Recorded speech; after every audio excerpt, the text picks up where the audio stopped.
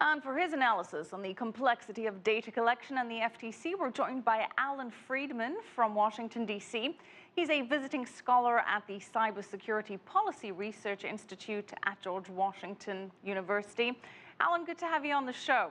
So data brokers collect and store billions of data points nearly every U.S. consumer, and then they compile these extensive profiles that can be sold to marketers, employers, and others. Where exactly are they getting all this data from, and can consumers actually opt out of sharing it? So in terms of where they're getting it, really it's any place that a consumer might enter data.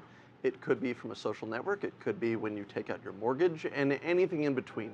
Whenever you interact with any sort of computer, that data can be tracked and then repackaged and sold.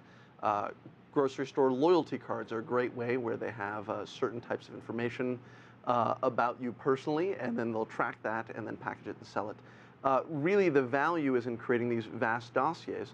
The challenge is for the data brokers is to link your information in one place with your information in another place to identify that is in fact you that has both bought shampoo as well as looked at a website about new hairstyles, for example. Right, but Allan, I'm buying shampoo online, to use your example. When I'm making my purchase through drugstore.com, for example, can I not opt out of having this information about me disclosed? You can't, unless the company gives you that explicit ability.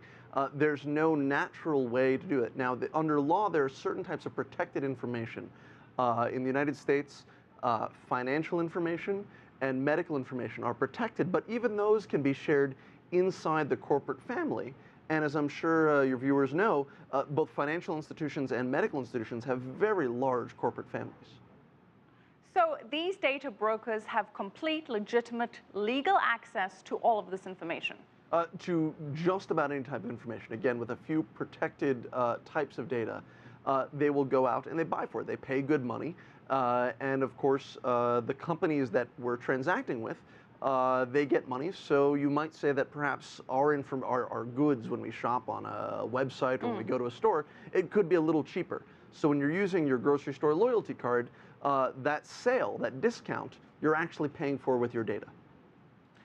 Well, there's a lot of concern about this. As we saw in Karina Huber's report, the FTC federal regulators are saying that data brokers should be reined in with new privacy laws. The marketing trade group that speaks for data brokers say no, that these laws are not necessary. And as you mentioned, it helps consumers, cheaper prices, it helps marketers, and it's against freedom of information.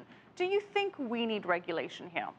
Well, certainly the FTC's point is that we need transparency, and I think that's a good balance between this notion of regulation saying that you're not allowed to use certain information, which is very troubling under a freedom of speech idea, the idea that privacy is the ability to prevent someone from talking about you. But at the same time, we want to do a couple of things. We want to prevent egregious use of information, and that's already illegal. You can't use information to discriminate against what are called protected classes. So if the information you use is even accidentally allows you to discriminate against someone's race or religion, that's illegal. But I think to move forward beyond that, we can say, listen, just tell us what the information that you have about us, what do you have? And at the moment, Allan, we do not have access to these profiles. Someone could have compiled a profile about me, and it may not even be an accurate reflection. I can't go and access to see what this profile about me says, now can I? It's true, and you can't access the data they have. And the challenge is, how do we walk a line between saying, what is the data that someone has about me, and what are the inferences? What are the mathematical inferences that someone is making about the data? You say inferences, and you talk about discrimination, but the industry is lumping people together based on the information that it has.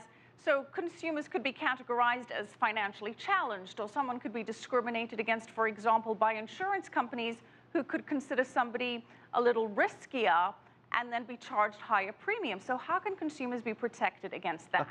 And that's the real challenge, is on one hand, many of us would say, listen, I'm a safe driver, so I'm okay with an insurance company trying to find a way to prove that I'm a safe driver.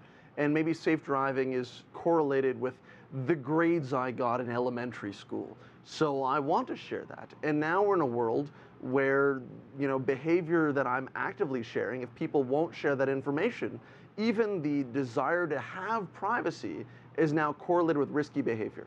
And that's a dangerous challenge. Allan, very quickly, what happens next? Where does this stand with regards to regulation, Congress, and the FTC? So traditionally, Congress has been very loath to regulate anything in the internet space because it's so dynamic. The FTC has really done a good job of going after the most egregious examples. So moving forward, they're going to try to find examples that look dangerous, that the public really doesn't like, and try to go after them from an enforcement perspective.